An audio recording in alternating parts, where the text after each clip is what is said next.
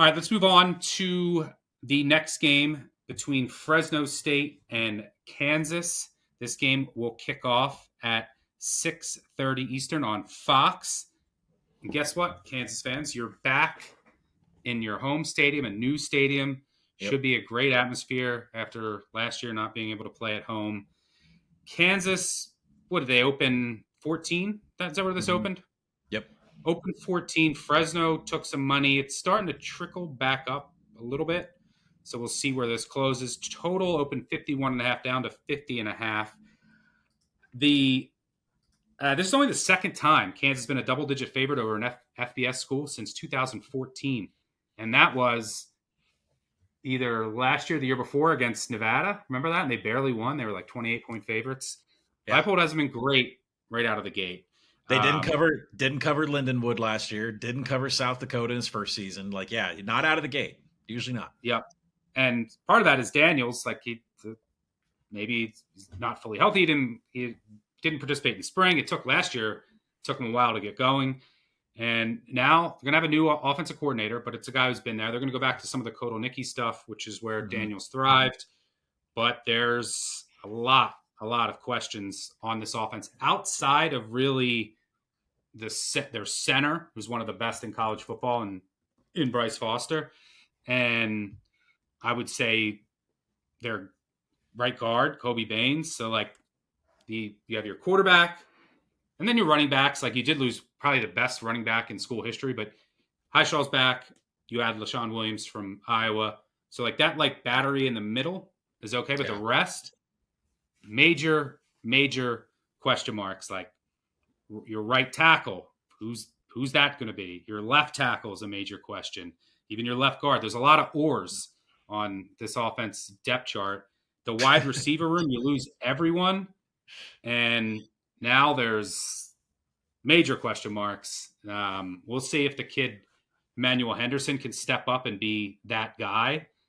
He transferred from Alabama, only had 4 catches last year. He's got to be that number one. You also bring in Cam Pickett from Ball State, but bringing Levi Wentz from Albany. And you're surrounding a very injury prone Jalen Daniels with all of this too. It's worth a watch. This offense lost a lot. On the other side of the ball, the defense also lost a lot. I think the front 7 should still be okay. I know they lost all their linebackers, but they bring in some guys that I like Kamara from South Carolina, Lathan Sip. I think they're actually more athletic at the linebacker position. It's the secondary that is a major concern. I mean, it looks like they're going to be starting at corner, a sophomore, maybe a redshirt freshman at the other corner spot, a sophomore at safety, and Oklahoma State transfer at the other safety spot. This was a defense I should have 2 All-Americans at cornerback. So the secondary is a major question mark for Kansas, not only this week, but for the rest of the season. All right, Fresno State, you have a new head coach in Matt Entz. He was the head coach at North Dakota State, spent a year at USC as the linebacker coach, and now will take over for Fresno. A lot of change for Fresno. You are going to have a new offensive look. It's going to be more run-heavy, I think, slower, more power runs instead of wide zone. They have a deep backfield. They could use 4 or 5 backs, I'm hearing. Kurt Warner's son, who's well-traveled, Temple, Rice, he will be the starting quarterback, but his wide receiver room leaves a lot to be desired. They lost a lot of talent to Power 4 teams and the NFL. So I'm not really that worried about this wide receiver room going up against this Kansas secondary, which is extremely inexperienced with lots of question marks. Fresno even has their offensive line, they're going to be starting a true freshman left tackle. Guy looks the part, but we'll see how that works out. Their best offensive line by far, Spomer, he's moving from left tackle to center. So there's a lot of moving parts here and a new offense. I do think the defense should be ahead of the offense for Fresno right now, and I love the defensive coordinator that they brought in from Northern Illinois. I think that was a great hire. So the way that I look at this, this total opened 51.5. It's down to 50.5. I've been watching the market. I'm so tired of looking at this because I want 51. 51 is obviously a key number. How many college games end on 51? Like I don't know, 3.5%. It's up there. It's probably the second biggest key number besides 55. Yeah, 55. Yeah, being the biggest. So that's a key number. So we've crossed that. So I'm waiting. I'm watching the market to see if this gets back up to 51, but I don't want to miss if it goes down to 49.5 because I do like the under. Why? Well, I think the Kansas offense, there might not be Daniels and his receivers might not be in sync right away, and there's definitely a talent drop off from last year. There's also offensive line questions, and then on the other side, I don't think Fresno has the passing attack to really take advantage of Kansas secondary, and then tempo. I expect Fresno ball control, run heavy. They're going to be slow. Kansas, they're always slow. They're a snail. I mean, you look back 2 years ago or last year. I expect them to be slow. Take all 30 seconds on the clock. They take all 30 seconds. So I think from a pace perspective, these new offenses with new receivers, I don't think either offense can fully take advantage of where the other defense is weak. So I like the under here. I will be on the under. Even at 50.5, I show enough value to play it, but 51 is so key. I'm just watching the market to see is it going to go back there or is it going to start to creep down? And then I got to hit 50.5. So I missed 51.5, which was my fault. But I like the under here. What are you seeing in Kansas, Fresno?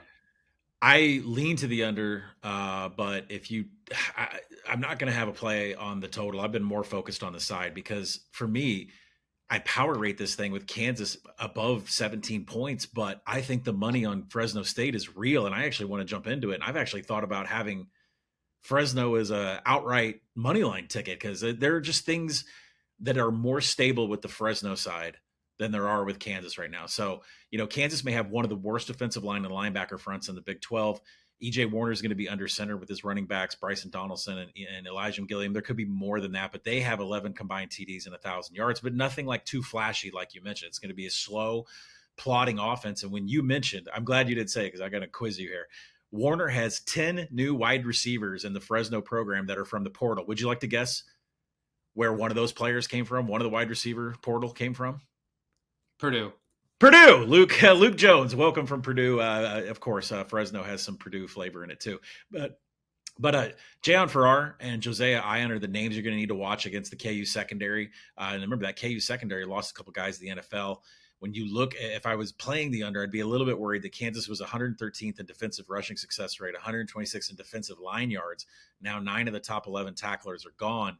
And really, how much of those bad numbers, does that not fall on the personnel? Does that fall on DK McDonald, the defensive coordinator there? His seat could get hot really quick.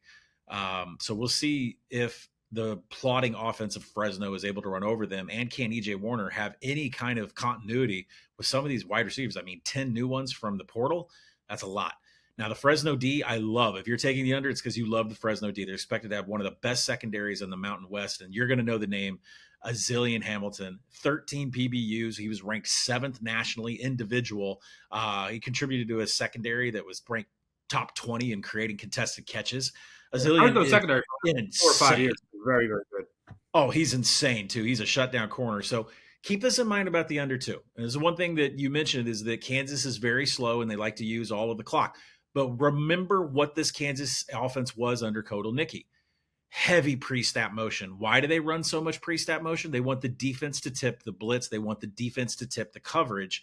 But when you have this many new faces surrounding Jalen Daniels and you're running that much pre-snap motion, if you're not buttoned up, there's going to be some penalties here. I would say this could be potentially the worst penalized game for the Kansas offense just because of all the new faces, and it's the first game of the season.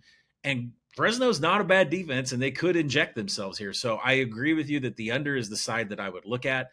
I'm having a hard time. I'm sorry, under is the total way that I would look at. But from a side stuck, I don't care about my power ratings as much in week 0, week 1. I do believe the Fresno money that's come in is real. I do think Fresno could win this game outright. And to me, the X factor is, can EJ connect with the 10 of the new wide receivers? By the way, Fresno, I like one of their Hamilton's a start at corner, and one of their other safeties is back. But the other corner spots, are definitely in question. But the Fresno pass has been very good for the last 4 or 5 years. Linebacker also a bit of a question mark due to some of their losses. Can Corey Foreman, the defensive end? I mean, this is a guy. He was like a top 10 national recruit. He didn't even win the defensive end job outright, which I was surprised at. Like, maybe it's just never going to happen for him. So we'll see. He started to come on a little bit at the end of last year, but he was an oar on the depth chart, which surprised me a bit. But I just really, really like the Fresno defensive coordinator. I think he's going to do really good things. And Kansas is a new DC too. He was the secondary coach. But I think Kansas's front seven can hold up here against this offensive line that has questions. And the pass offense is just not scary. I project this a little north of 2 touchdowns. So I would show a little bit of value on Kansas, but there's a ton of it's not a ton, and this is week 0. And one of the numbers, one of the books jumped from 12.5 to 13.5. I think they're trying to bump it back up to 14 to take another shot on Fresno. I think that's what's happening in the market right now.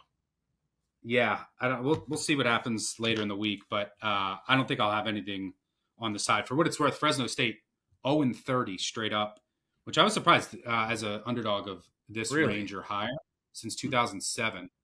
They haven't pulled off. Like I thought they would have pulled off at least one episode. One upset. Let me see. Fresno. Let me double check that.